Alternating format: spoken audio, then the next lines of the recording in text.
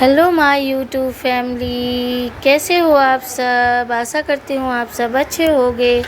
आज की कथा बहुत ही है माँ ज्ञानवर्धक है। बाप अपने की बच्चों के अच्छे मनस्थिति जैसी संस्कारों के होगी लिए सभी उसी लोग ये स्थिति कथा का ध्यान पुत्र से पैदा सुने। होगा। कई बार आप लोग कहते हैं हम पेट से थोड़ी सीख के आए हैं। ये बात आपकी गलत है। मेरी माँ कुछ चीजें पेट से ही आती हैं। हाँ या ना। हमारे हिंदू धर्म में शास्त्र कहते हैं, हमारे यहाँ महाभारत में एक चर्चा है। वो चर्चा है कि जब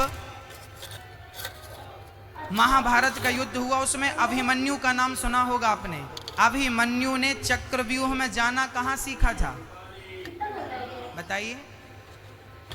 मां के पेट में चक्रव्यूह की बात समझी थी कि नहीं? चक्रव्यूह में जाने की विद्या कहां सीखी थी? याद रखना मेरी माँ, स्त्री जब गर्भवती होती है तो केवल बच्चे को पेट में नहीं रखती, बल्कि बच्चे की पूरे भविष्य को आज वहां पर वो संस्कार के माध्यम से उसे रोपित करती है। देखिएगा, पीपल का बीज कितना बड़ा होता है ये बताइए।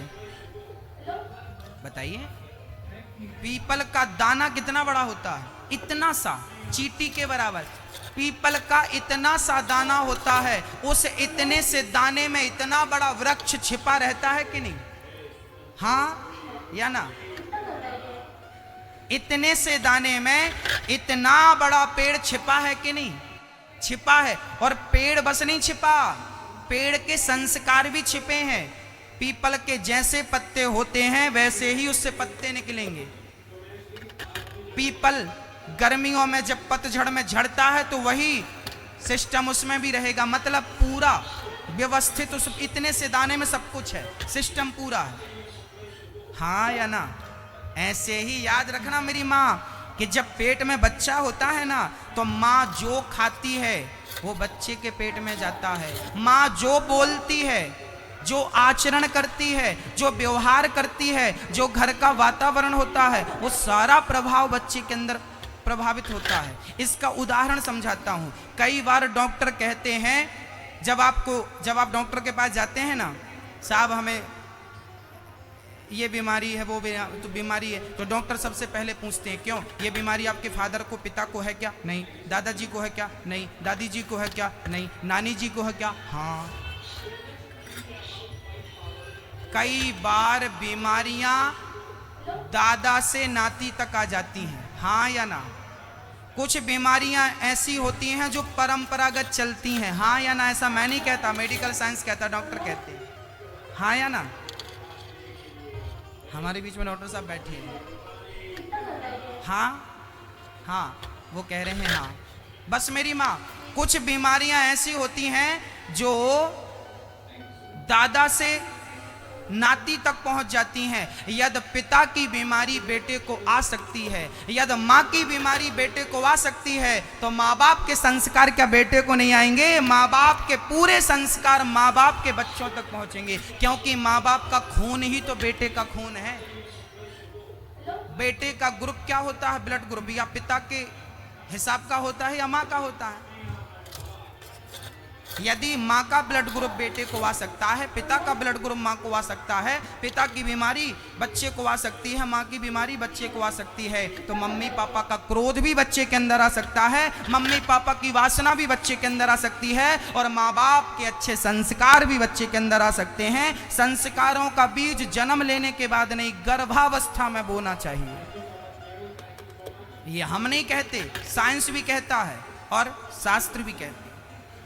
कयाधु भगवान का नाम लेती लेती गर्भवती हुई, इसलिए बच्चा गर्भ जब पैदा हुआ तो नारायण का भक्त पैदा हुआ। इसलिए हमारे भारत में कहा गया है कि गृहस्थों को शादी के बाद सबसे पहले आप भगवान का चिंतन करें। आजकल शादी के बाद शादी हुई और लेके चले गए, चलो हम यहाँ जा रहे हैं वहाँ जा रहे हैं, मतलब शादी हुई और सीधा भोगों की ओर बढ़ जाता है। हमारे भारत में ये विधान नहीं था। हमारे यहाँ पहले परंपरा थी, शादी करो, इसके बाद कम से कम सत्यनारायण भगवान की कथा तो सुन लो। घर पे एक हवन तो कर लो, घर पे एक छोटी सी पूजा तो कर लो। पूजा पाठ के साथ जब गृहस्थी की शुरुआत होगी तो तुम्हारे बेटे संस्कारी ही होंगे। माँ बाप का संस्कार यही है जो बच्चे को संस्कारी बनाता है। आज भोग प्रधान गृहस्थ हो गए, अब हम क्या करें। पहले भक्ति प्रधान गृहस्थ थे। पहले के मम्मी और पापा भगवान का भजन करते थे तो बच्चे भी भजन करते थे। आज मम्मी पापा आज भोगी हैं तो बच्चे भी उसी प्रकार के भोगी बन रहे हैं।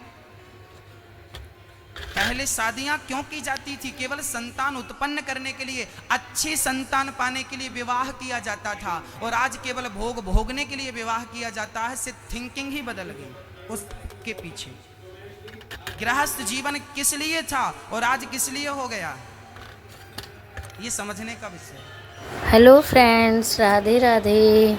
तो आज आपको ये आज की कथा कैसी लगी? अगर आपको ये कथा ज्ञानवर्धक लगी हो, अच्छी लगी हो, तो इस चैनल को लाइक, सब्सक्राइब और शेयर करें और ज़्यादा से ज़्यादा लोग मेरे चैनल को सपोर्ट करें, सब्सक्राइब करें। जय श्री राधे, राधे राधे दोस्तों।